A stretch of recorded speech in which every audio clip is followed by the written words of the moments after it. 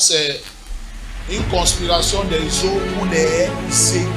This is a marine kingdom conspiration for Pour churches. mettre un découragement dans le cœur des chrétiens. To set the discouragement in Christians' hearts. C'est un peu comme les vagues viennent, Like waves that come in elles partent. and goes. En partant, je vois comment ça porte When going, tiers de l'église. I saw how he took 1/3 of the church. Quand il parle, ne parle pas de la synagogue seulement, il parle de l'église comme en général. I took the general church. Parce que la gloire de Dieu va se révéler pour faire à l'église oublier les douleurs du passé. Physical glory that shall raise in order for the church to forget the Mais past. avant l'eau, les eaux pointent. When before water will enter, Ceux qui ne seront pas comment,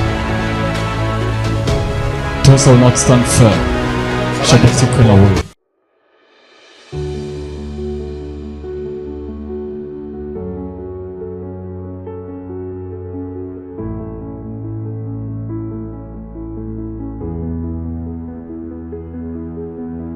Je vous salue, espoir. Là où il y a de l'espoir, il y a un avenir glorieux. Ici, la voix de healing pour vous, c'est la moindre voix parmi tant d'autres. Mais je viens vers vous avec ce message pour préparer l'Église, pas seulement du Cameroun, mais du monde entier à être en prière. Rappelons-nous que notre Maître Sauveur Jésus a commencé par la prière et il a terminé par la prière. Je vais exhorter l'Église à être dans une attitude de prière. Parce qu'en ce mois de mars, nous faisons face à un temps périlleux. Le royaume des ténèbres s'est levé, plus particulièrement les eaux. Ils veulent détruire les églises et vider les chrétiens dans les églises. Je vais appeler les maîtres des cultes à être dans une attitude de prière et à être dans la prière. Et inviter toutes les églises du monde entier à être en prière. Parce que ce vent ténébreux s'est levé pour apporter un sabotage dans l'église, les accusations afin de disperser les brebis. Parce que la promesse de notre Maître Sauveur, le Seigneur Jésus-Christ, est sur le point de se manifester.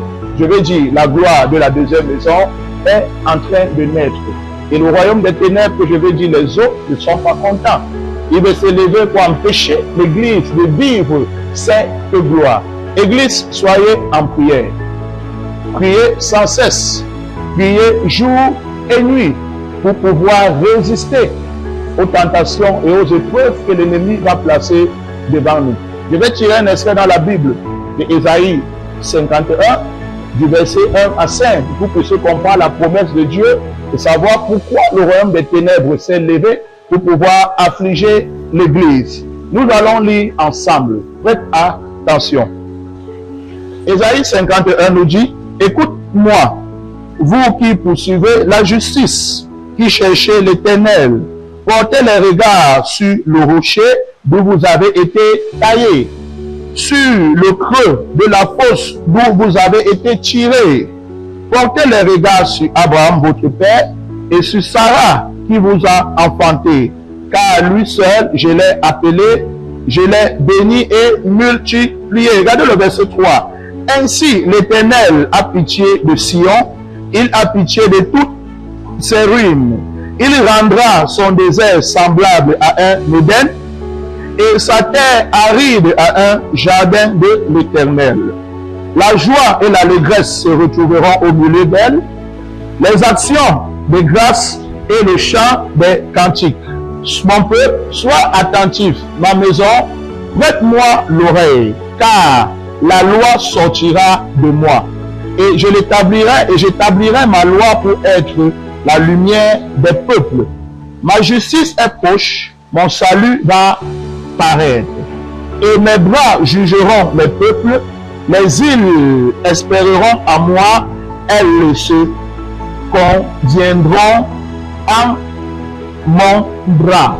Ça, c'est la voix et la promesse de l'Éternel pour l'Église.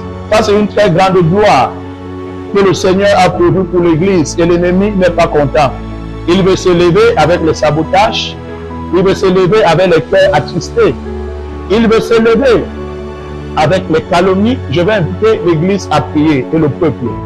C'est pourquoi ici, demain, lundi le 10 et mardi le 11, nous avons 2 jours de jeûne pour prier pour l'Église. Mettons-nous ensemble, prions ensemble et renversons la puissance des eaux.